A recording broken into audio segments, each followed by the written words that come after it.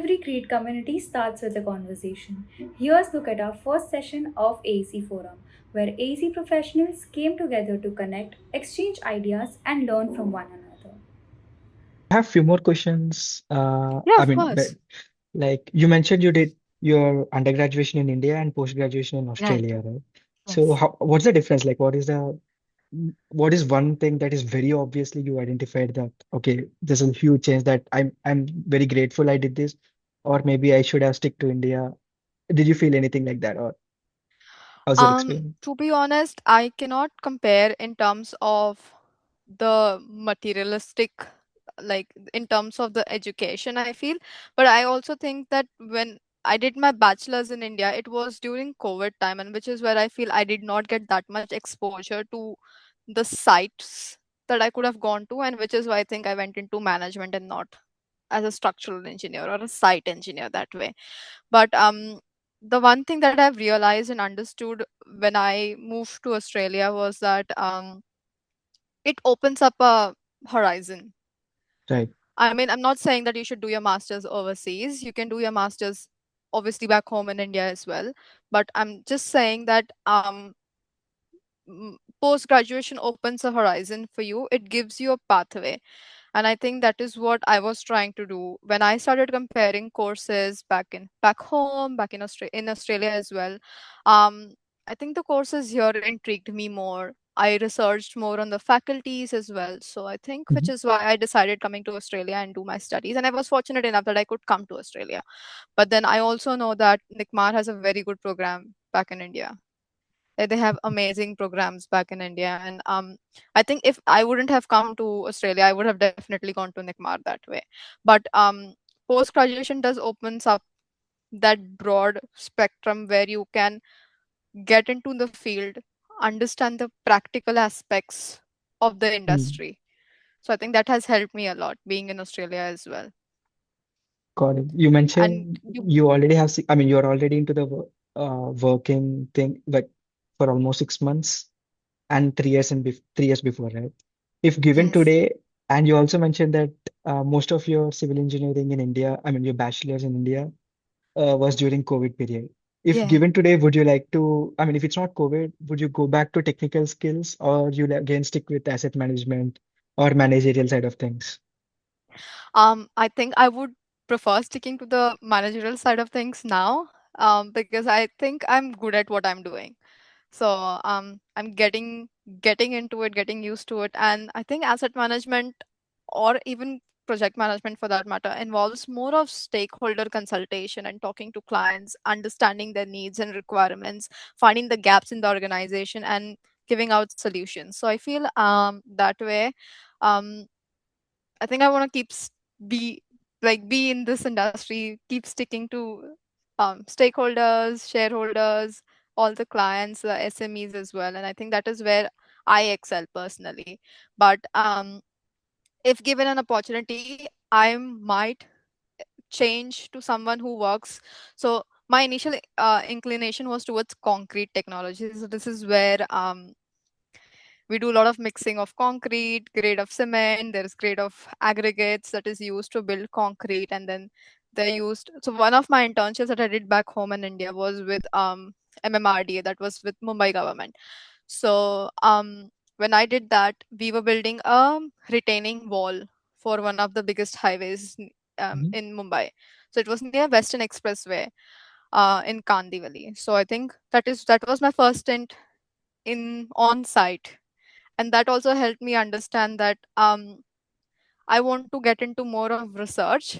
If not Mhm. management, I might get into more of research on what kind of building materials can be used, construction materials can be used. um, I Mhm. also worked as a research assistant with under one of my professors in Mumbai, where she was using sugarcane husk, the Mhm. sugarcane ash.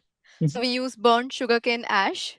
So Right. used sugarcane, we burned that, and we used it in cement to Interesting. understand.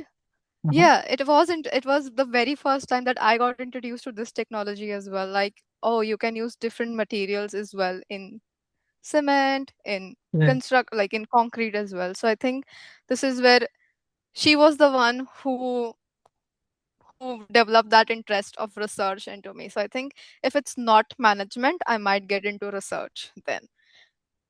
And I think my Interesting. dream college for research would be IISc Bangalore. So it's, IISc.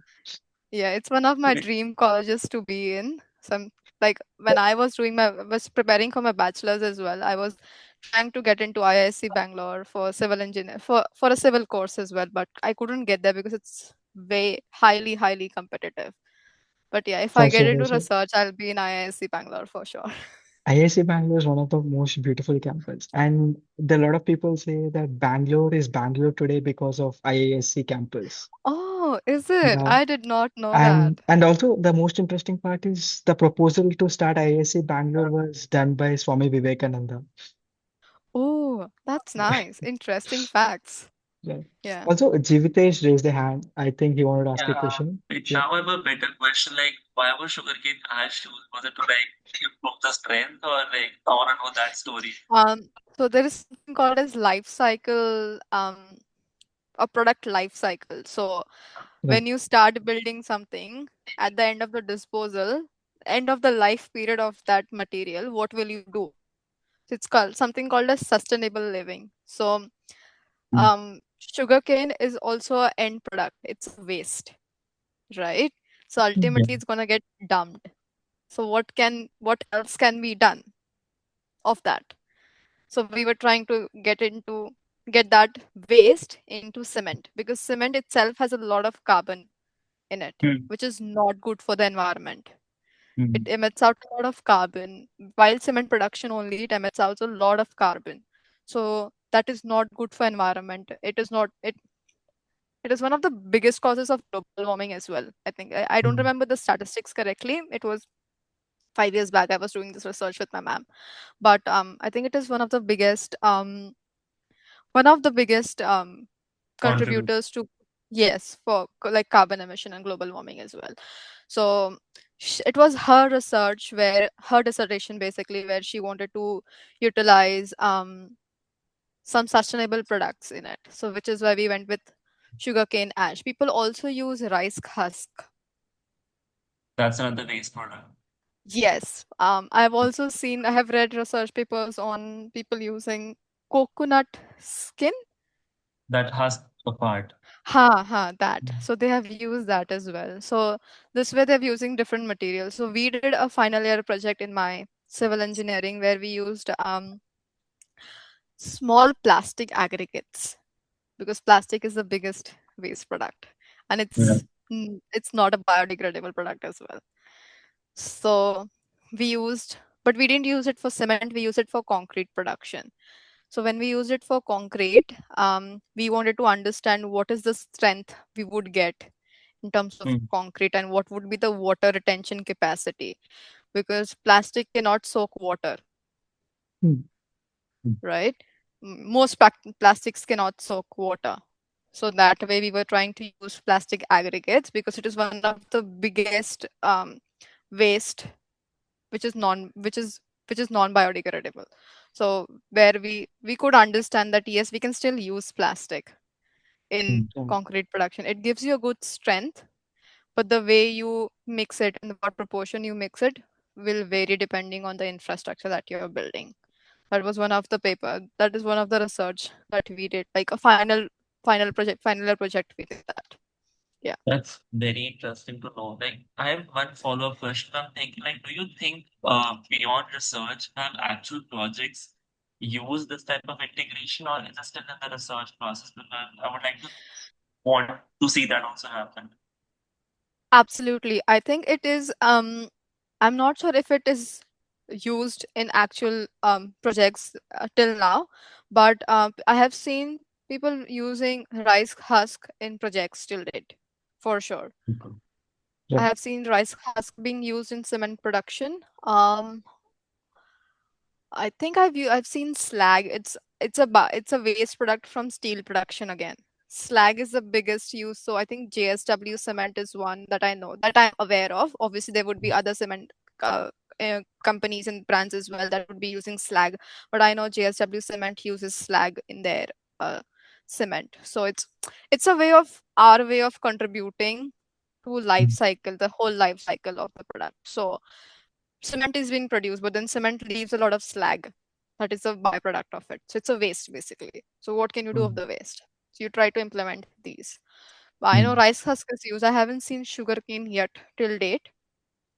Um, oh, have I Maybe you will seen? bring the change.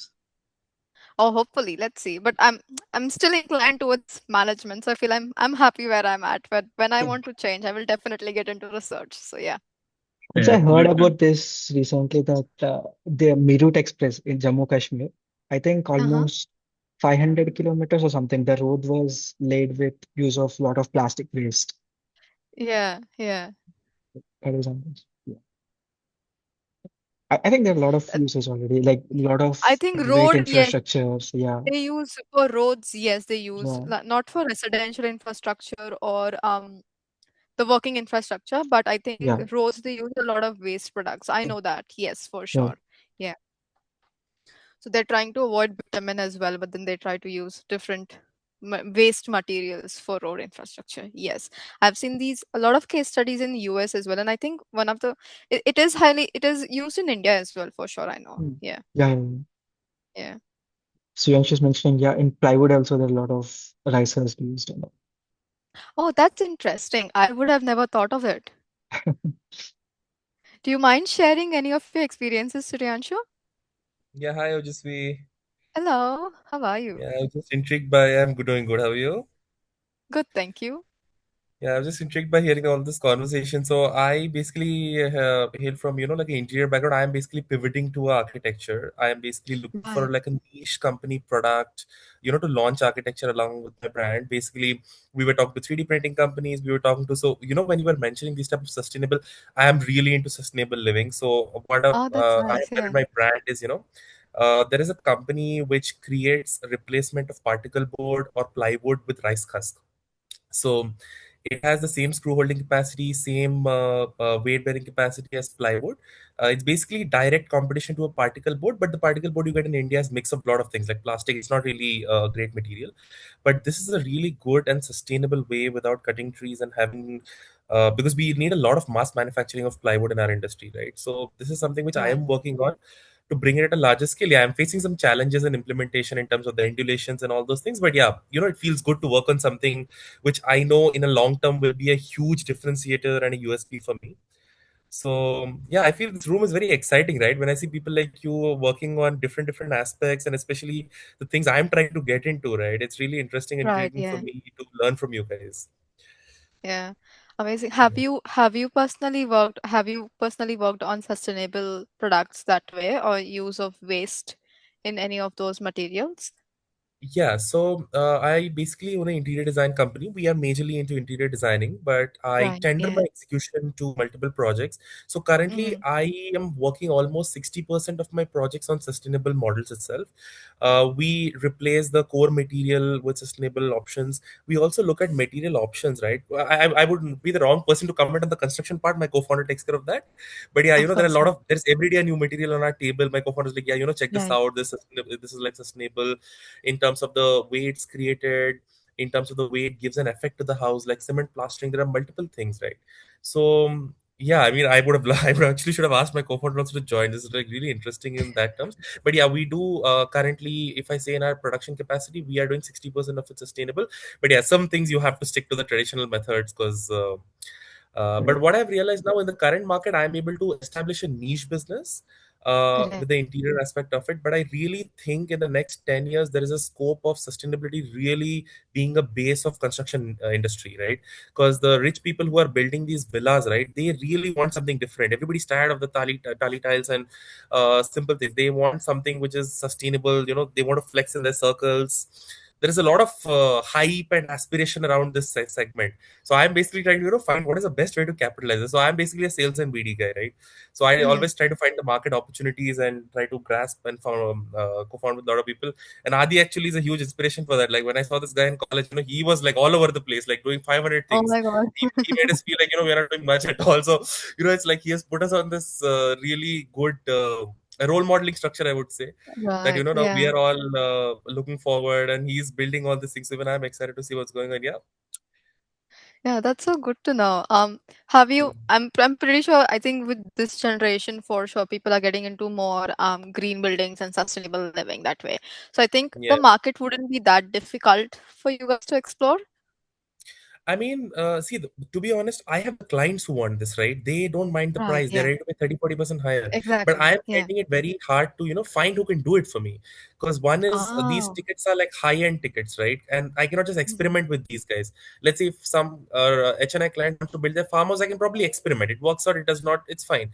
But some clients, they want to build their dream home across 20,000 square feet and they're looking for some options like this. I cannot really experiment. So I have probably set a timeline of 18 months, I would say, on this architecture wing of my business to find Mhm. something, which is completely out of the box and somebody's building a product. I really like working with founders who are deep into the product.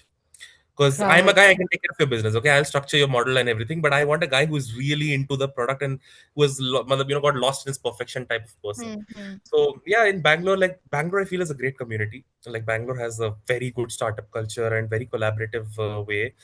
And so I'm also, trying to find out what are the best options. But yeah, I feel at the moment the supply is less. There is demand. You're right. The market is potentially pretty high, and if the once the cost come down, Mhm. I think it can straight away compete with the traditional methods, right? But at the moment, there is a good pivot point or an entry point, I would say, with the HNI, UHNI clients who are really ready to explore on these materials. Because to be very honest, sustainability is no more a fashion fad, right? It's in now. Correct. So Like it's a need. it's a Yeah. serious thing to think about. It's not an optional thing or a Yes. CSR type of thing. So yeah, let's see where the industry goes. Yeah, but I think we are the generation who will experience it live, like how it's Correct. going. We have to do it because global warming is here. You agree or no? It is here. Absolutely. Huh. Yeah. Yeah. Right. Right. Yeah.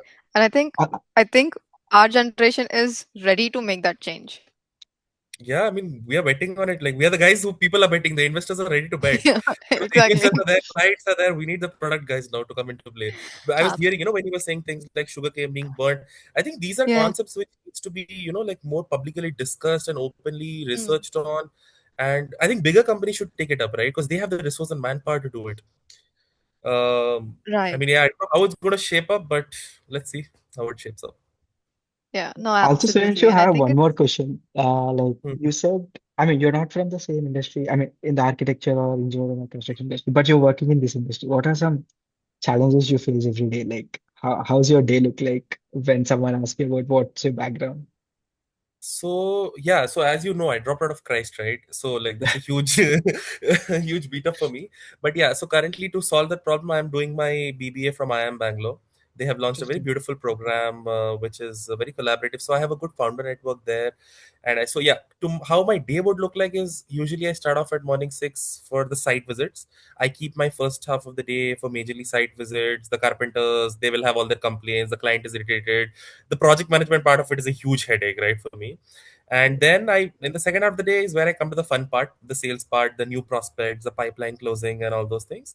And nighttime is my personal time with Claude.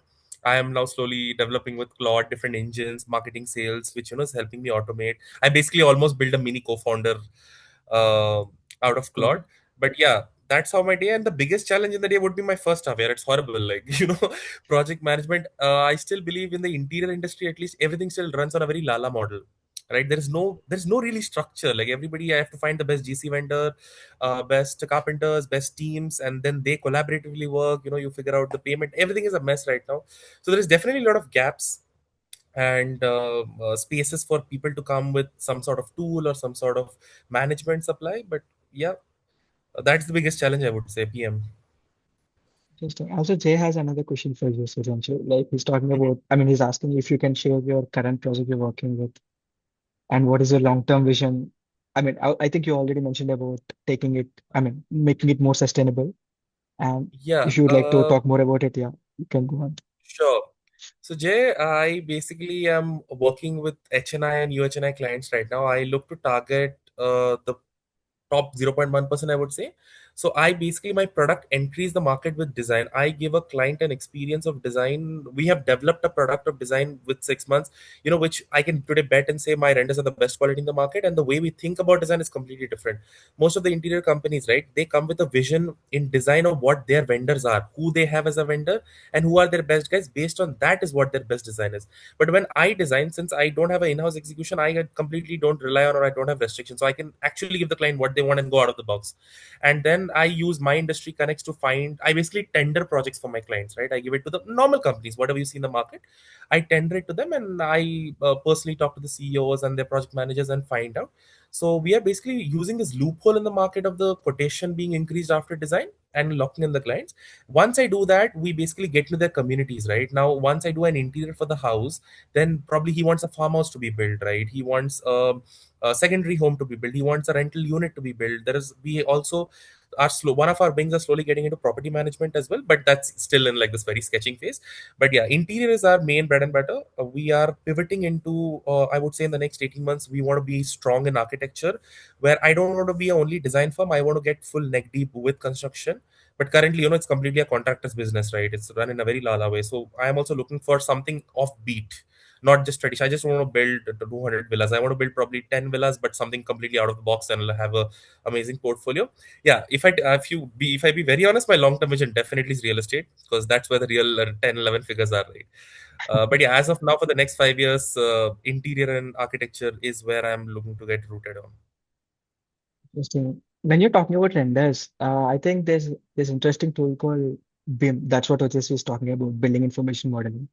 Hmm. Like that'll help you manage your construction internally. I think Ojasvi can speak more about how BIM can be included in maybe interior project or further, I mean, maybe also in construction. Hmm.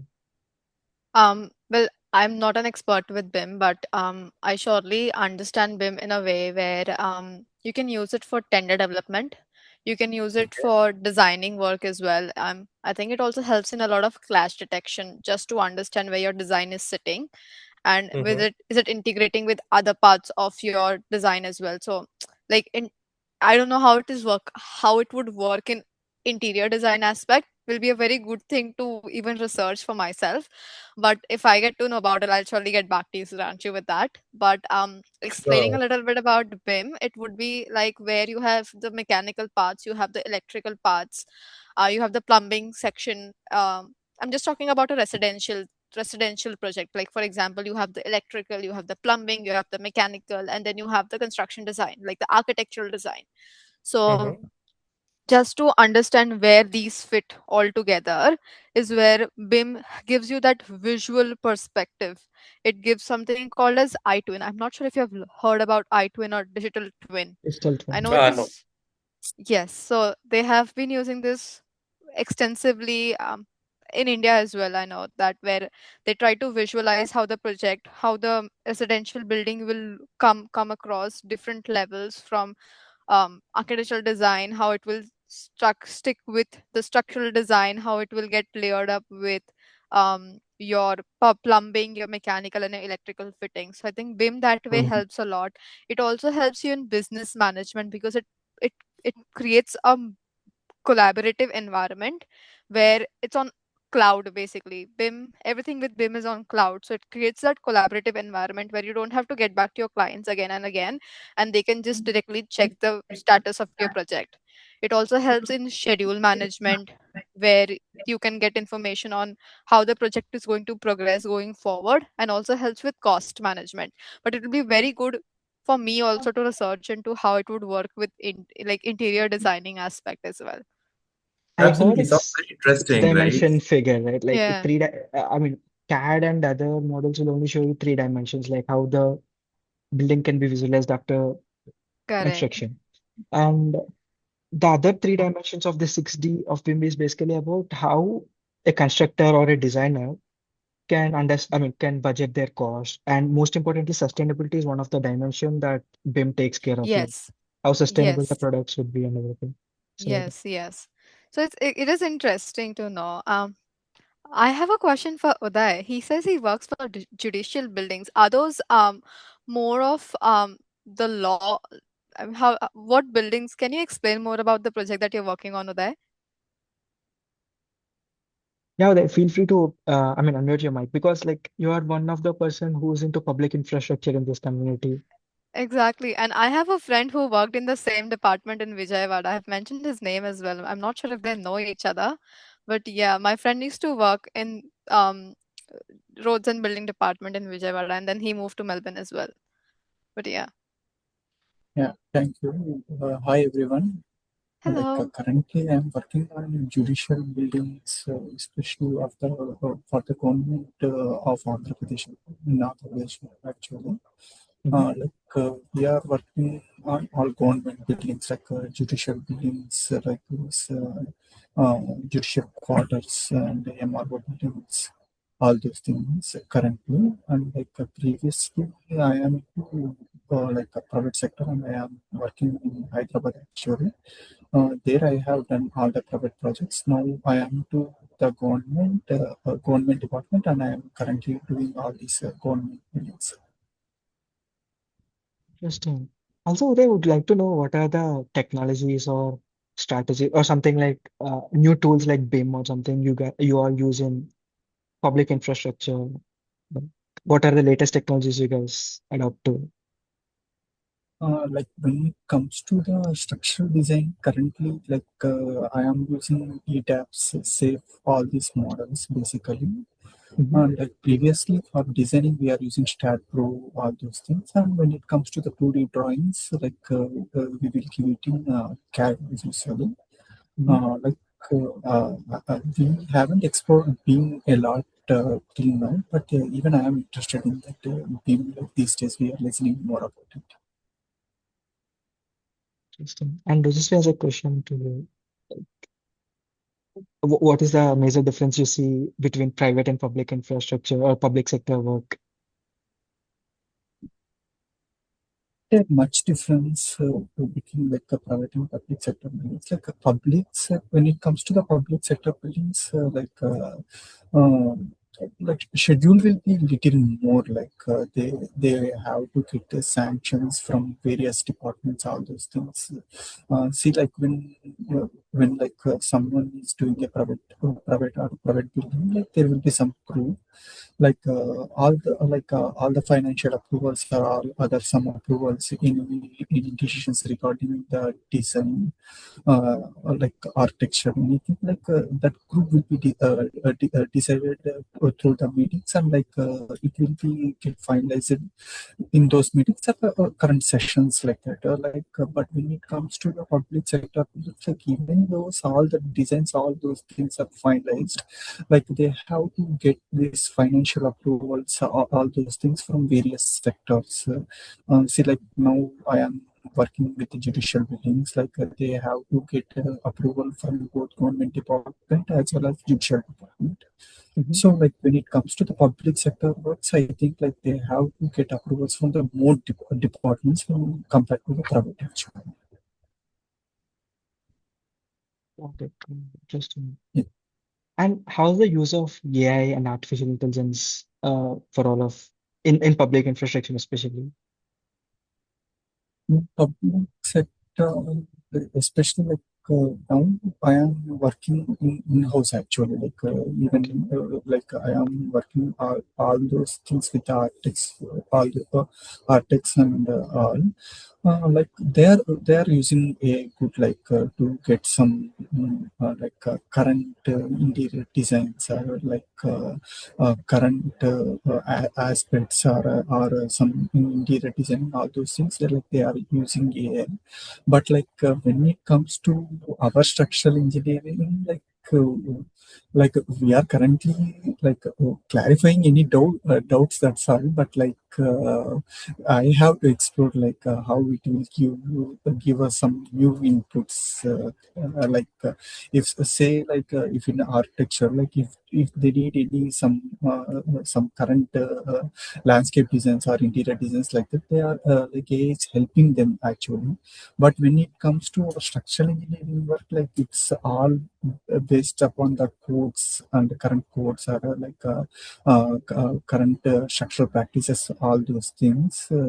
there I have to explore like how AI will be helping me actually. Okay. Can I ask a follow-up question on that? Uday, so because you said that you have moved from a private sector to a public sector, so in terms of the governance of work, have you noticed any difference, like the way the private corporate sector works and the way the government sector works that way, like in terms of getting permissions or how the project progresses as well, and in terms of other opportunities? Yeah, that's what I said. When it comes to governance, like you will have many many clearance points and many heads and many Right. people's decision will be involved in the public sector work when it comes Mm-hmm. in comparison to the private sector work, basically. So Right. as it lies, as you have more checkpoints and like more points Mm-hmm. where decision will be taken, like it can alter or it can delay. Depends. It depends. Right. It depends on the government decisions. It depends on Mm-hmm. the persons which we are dealing, and the project may be approved in one government and it may be executed in the other government, so the designs may change.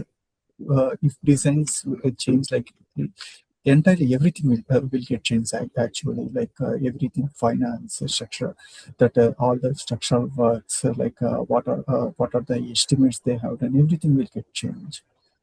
uh, Right. And do you get funding from, I mean, it's the government money and the public money that is used for public infrastructure, but do you get funding from other industry, like other bodies as well for projects within public sector? no, a funding agency will be mostly like government, that's all. Right. Okay. Yeah, Right. mostly Okay. government. Mm-hmm. Government will do works for the clients. Say client here is the judicial department. Mm-hmm. Yeah, Cool. Great. Thank you for sharing your experience with that. I mean, it's great to know that someone who's working in government sector, and they have been doing this work as well. So it's amazing. yeah. Exactly. It's Thank you. very rare to see people in public infrastructure. Exactly. Yeah. Yeah.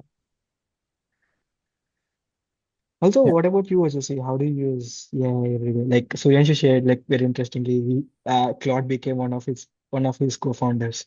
So, what about you? Like, I think we AI, when we use in asset management or project management, is mostly for contracts, proposals, and bids, Mhm. for creating of bids, or for that visual perspective where you have to explain something to the client and numbers don't usually work, or they don't give all the context of the project. So it's Right. where we use I think AI.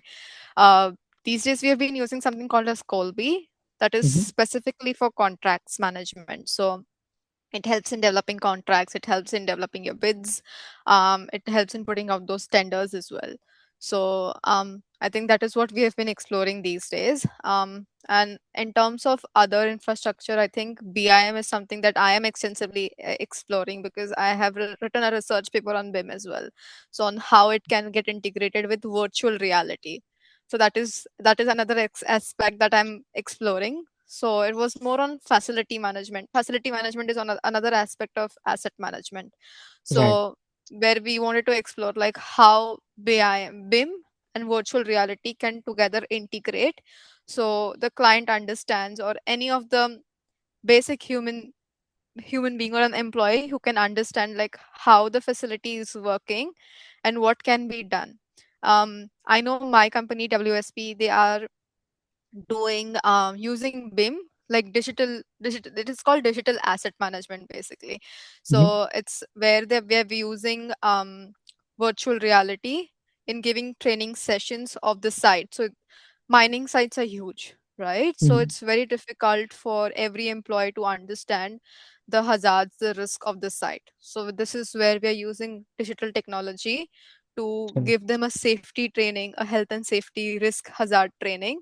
So that has been used extensively, is what I've seen in my organization. Because this is my first stint with my organization, I think I'm still exploring other tools as well.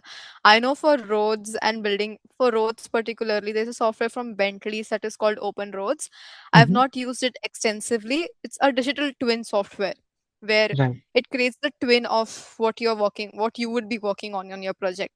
So you have Mm. CAD files, you Mm. prepare that on a digital twin, and it gives you like the whole, I don't know the technical term of it, but a proper video of it, like how the Mm-hmm. project would progress and where the hurdles would be. So that Got is it. another tool that I had used initially when I was studying my masters, but I have never explored it as such in depth. But yes, I know, I'm aware of it. Yes. Yeah. Got But it. Interesting. it's challenging to even let your client get on it, because they come from a perspective where they think that everything has to go the traditional way, and then making them explain that this will also help their project is where the struggle is. But some of the clients do understand that, and they know the requirements, and it helps. Actually, it is easier to have it more visualized than have it in Excel or more Right. computerized that way. But I feel it's more visually attractive and more visually um, self-explanatory when you try to explain that to a client. So I think that is the biggest challenge where the acceptance comes into place, and also the monetary, because yes, it is expensive to have these AI tools. But Mm-hmm. like not even AI tools, but these BIM or like Bentley Open Roads as well. But Right. also the education, because not there are not many BIM modelers Mm. or iTwin modelers. So I think it also is more of the aspect where it lacks, where there is no information on what is available in the market. I think that is also biggest challenge. So if it's that expensive, why do people would like to use BIM? Because is it because the sustainability aspect, I mean the visualizing aspect, or is there anything So else? expensive, what I mean is the initial cost is expensive, Right. but when you keep using BIM or open roads, the Mm-hmm. value that you get out of it nullifies the expense or the first investment that you put into it, right? So Understand. Okay. BIM basically is a tool. Right. It's not a software. It's a tool. It's a modeling tool. So, and it's a process. BIM is also a process. So Mm. investing into learning it Mm. is a little expensive. But then once you master that is when you there's no looking back at it then, I feel. Yeah. Yeah. So Suryanshu, you mentioned about pre-visualization you'll be showing to your I mean, customers, right? Like what tools do you use and what are the other UI tools apart from Claude you use every day? That is very interesting. So basically, I we work on 3ds Max, right, for our Mm-hmm. rendering and everything. We use Corona as well, enough from the software backend. But when I was hearing about AI, right, I'll tell you a scary part about AI. There was one of my friends who was building a company out of Riga, Latvia. Her name was Okay. Julia. She was building a project management company for interior design where I could integrate SketchUp or Enscape for the fact of matter, Corona, 3ds Max, VRIA, all these softwares, and basically build a platform for a client where I upload the renders, client selects it, and like basically a little bit of design process. And after that, it basically acts like my quotation tool, acts like my vendor management tool, acts like my payment manager. It's like a Mm. basically a backend system for the company as well as a front end for the client, where client is able to have a tracking bar type of accessibility to my inside view, right? Right. Now, when this product is still in development, by the way, so I basically was working with their R&D team for I think 2 months. 1 month before I was working with them for 2 months. I came back and I was sitting with my co-founder one day, and we were like, this is very interesting. But she was charging a bomb for it. Like when she was planning to launch it, it was going to be almost like 20% of my profits. So I just sat with Claude and I was explaining Claude what was going on. And I started a project with Claude, and I was able to achieve almost 80% of decent task functionality in Claude within 7 days. So when I say the reason I'm very panicked about Claude or these AI companies is because the capabilities these models are having, right? I'm not sure when will be the time, it's going to replace every software in the market. Because anything, if you have little bit of time, you understand looping, you understand prompting, you are comfortable with code and basics, right? It takes you like hardly a month or two to master the basics of Claude, right? Right. Not only Claude, for that factor matter, or any model for that. You can go to Open Router and find any latest Fable 5 or anything for that factor matter, and Mhm. then work on it. It's like scary. It always pushes you. Like AI, I believe, is like a good push on how we can, we should always be on our toes. But yeah, at the moment, the basic rendering softwares would come under SketchUp, 3ds Max, all of basically Autodesk apps, right? Which Right. cater, and then we render it using V-Ray or Corona or Enscape, and then we share it with our clients. Got it. Got it. I think there's a lot of people also exploring and building tools internally. I have one of my friend called Raven. He's also building a cost management software or something like a tool uh, to ensure like we can save costs in building any of the construction material. I think I see a lot of internal tools as well. Like everyone can able to build it themselves. Right? Like it's the idea, right? If you have the right idea and you understand project management, nowadays Right. software is not the game. The people are the value. Like people who understand how to manage people, leadership, how things are Right. supposed to be. That is become more valuable than a tool. Because tool, if you have the idea, I can make it like very easily nowadays. So yeah, I think at the end of the day, people are going to win.